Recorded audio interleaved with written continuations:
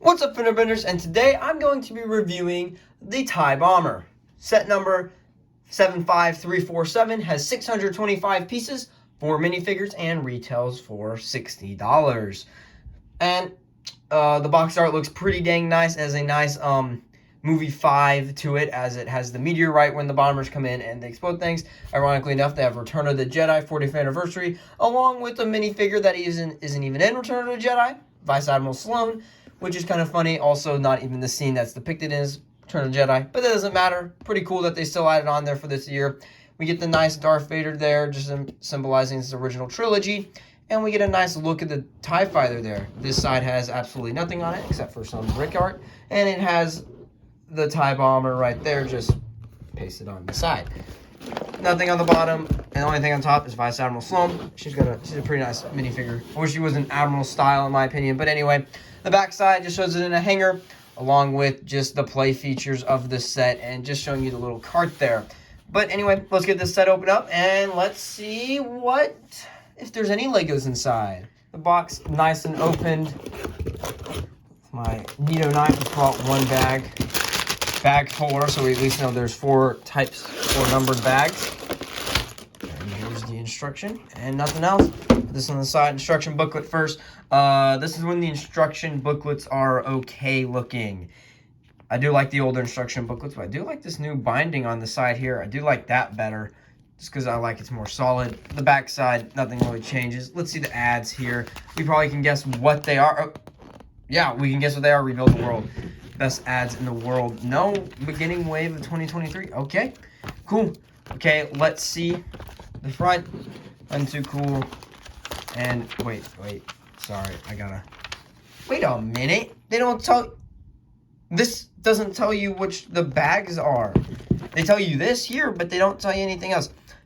I guess they're experimenting with stuff. Anyway, how many bags are there? There are 4 bags in this set. Number 1 is looking pretty normal. Anyway, guys, let's get this set built and let's go to our first minifigure. Our first minifigure or figure is going to be the Gonk Droid, and yippee doo day, we get the cool Gonk Droid. I feel like this was just Lego's excuse for saying they put a 4th minifigure in this set. Yeah, that I don't really care for the Gonk Droid, but it's a fine addition overall for the set. I think adding it isn't a bad idea. It's nice, maybe have a little play with it, and not only that, it can be a little bit of storage with that crate in there, so pretty cool. And yeah, his legs did break off, but otherwise, nice little design for the Gonk Droid, ignoring the fact that I just felt like it was Lego's excuse for a 4th minifigure. It's pretty nice indeed. Let's go to our next minifigure. Our next minifigure is going to be the most practical minifigure in this set, and that's going to be the TIE pilot himself.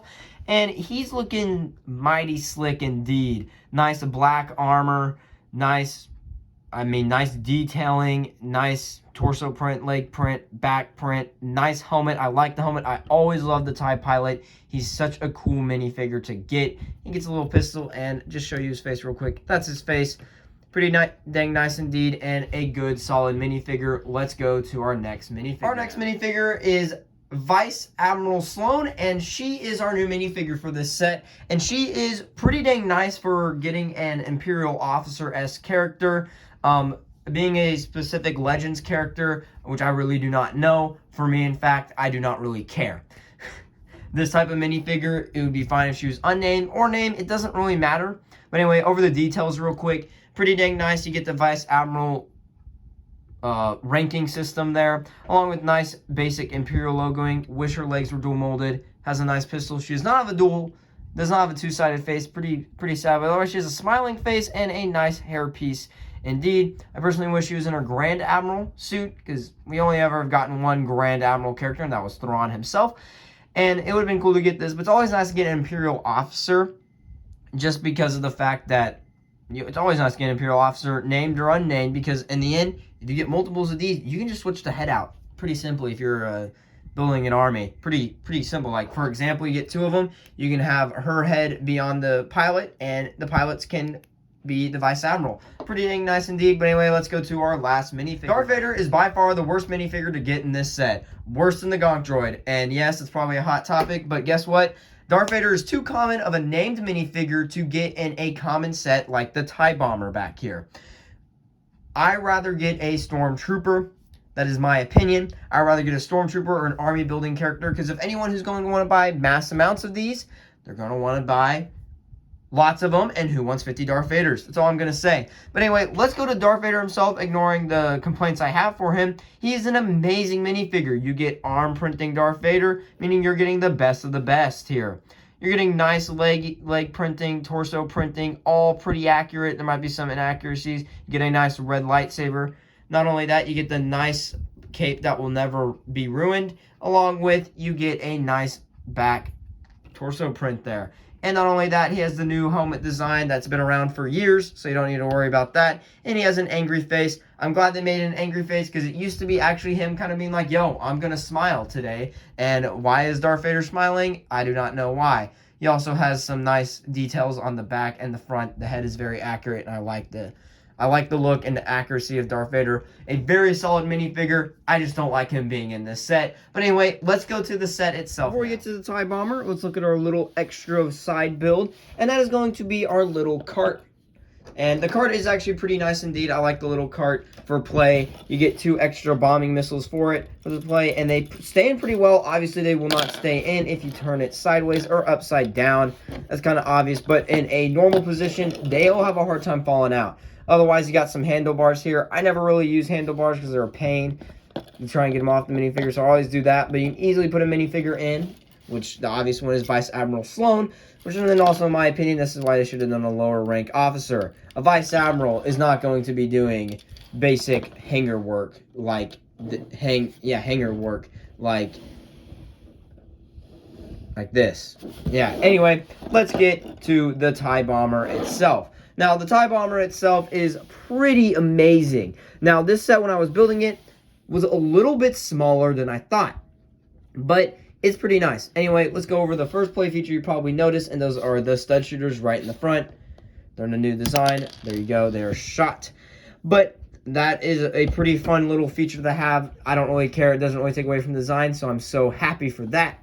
Another thing is the cockpit here. You get the nice cockpit. It has no way you can see the pilot through it. You can lift up the cockpit to put the TIE Fighter pilot inside. It is a very cramped fit, as you can see. You also get some control panels in there, and let's just slide him on in real quick. You slide him in and close him on up, and he's in there.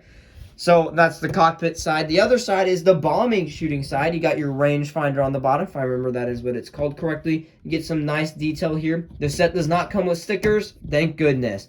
I don't know what this is exactly. I'm going to guess it's actually sort of a torpedo shooter, as my guess. I know the Star Wars nerd over here doesn't know. I just have never looked into TIE Bombers. And the main play feature you're going to have is on the top with the flick fire missiles on the bottom here. So you're not really going to flick them, you're just going to push them. Like that. Pretty dang cool. We're just going to move this size. And also easy to reload. For example, you just lift it up like this if you want, just to show you, and you can simply load them on up. It's actually not too hard to reload them. Indeed, you'll have a quick reload system in itself. But anyway, moving on to the nice design of the wings. I love how this TIE Fighter is built, not just for play, but also for display. So that is pretty cool. Very slick. A lot of tiles on the wings. A lot of tiles on the top, too. I like that. I love that, actually. On everywhere, because it sort of adds a nice curvature build. But just the wings, very generic TIE Fighter looking wings, but TIE Bomber looking, because they are curved in, or you'd like to probably maybe say Darth Vader's TIE Fighter looking. Wings are both the same, nothing too crazy, and here's the back view with the 2 back engines there. Very nice, very clean looking indeed. But anyway, let's go to my overall opinion now. Overall, I give this set a 8 out of 10. My biggest problem is the minifigures. The TIE Bomber and the little side build is amazing. The TIE Fighter pilot, the Gonk Droid, and Vice Admiral Sloan are amazing. I think these three minifigures work perfectly. Darth Vader is my biggest problem, and that's why I'm giving it the 8 out of 10. I just don't feel like we need 2 named characters in one set, and certainly not one that's common enough where you can pick it up daily. like in like half the sets, it seems. You can pick up Darth Vader. We don't need Darth Vader in a common set like the TIE Fighter pilot bomber, because we get them in the throne room. We get him in so many other sets. As my point, as I've been saying, my opinion, I'd rather have another stormtrooper, or maybe a imperial hangar crew member, one of those types of more like a maintenance worker character dude that's like a cannon, obviously like a Death Star worker or whatever, and you can put him on there. I think that would be so much cooler, so Vice Admiral Sloan doesn't have to do all the work, it seems. But yeah, anyway, that is my review of the set. Right before we do finish this review, though, I do want to show you the size comparison. Here's the $40 TIE Fighter, or $45 TIE Fighter, I believe now, and the $65 TIE Fighter TIE Bomber. Just by seeing the two sizes together here, we'll just move it a little bit. They seem pretty fair on the size. I can't wait to get the TIE Interceptor to see all three, and I'm probably going to do a comparison of all three just to see which one's better. But yeah. So yeah, those are the TIE fighters right next to each other. Let's get him out of the way. And anyway, guys, if you like this video, I can hit that like button. If you're not a Fender Buddy yet, I can hit that subscribe button. Check out my other LEGO content. Check out my Clash of Clans content. And bye.